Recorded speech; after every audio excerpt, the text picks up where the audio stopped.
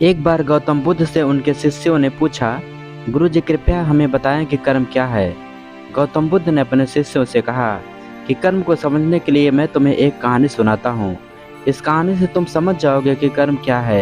एक राजा था, घोड़े पर बैठकर अपने राज्य का भ्रमण कर रहा था। चारों तरफ भ्रमण करने के बाद वह एक दुकान के सामने आकर रुक गया। रुकने के बाद राजा ने अपने मंत्री से कहा कि मंत्री जी, मालूम नहीं क्यों लगता है कि इस दुकानदार के लिए कल ही फांसी की सजा सुना दूं, इसे मृत्युदंड दे दूं। मंत्री राजा से इसका कारण पूछ पाते, इससे पहले राजा आगे बढ़ गए। मंत्री ने इस बात का कारण पता करने के लिए अपनी सुबह भेष बदलकर आम जनता का रूप लेकर दुकानदार के पास जा पहुंचा। दुकानदार चंदन की लकड़ी बेचने का काम किया करता था। मंत्री ने दुकानदार से पूछा कि उसका काम कैसे चल रहा है। तब दुकानदार ने बताया कि उसका बहुत ही बुरा हाल है। लोग उसके दुकान पर आते हैं, चंदन को सूंघ कर उसकी प्रशंसा करते हैं, लेकिन खरीदता कोई नहीं। मैं सिर्फ इसी इंतजार में बैठा हूँ कि कब हमारे राज्य के राजा की मृत्यु हो और उनके अंत्येष्टि में मुझसे बहुत सारे चंदन की लकड़ी खरीदी जाएगी और शायद वहाँ से मेरे व्यापार में बढ़ोतरी होनी शुरू हो जाए। मंत्री को सारी बात समझ में आ गई कि यही वह नकारात्मक विचार है जिसने राजा के मन को भी नकारात्मक किया। वह मंत्री बहुत बुद्धिमान था। उसने सोचा कि मैं आपसे थोड़ी चंदन की लकड़ी खरीदना चाहता हूँ। यह सुनकर दुकानदार भी खुश हुआ और उसने सोचा कि चलो कुछ तो बिका।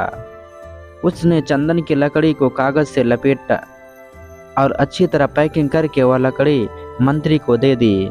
मंत्री अगली सुबह चंदन की लकड़ी लेकर राजा के दरबार में पहुंचे और राजा से कहा कि महाराज, वह जो दुकानदार है उसने आपके लिए तोहफे के रूप में चंदन की लकड़ी भेजी है।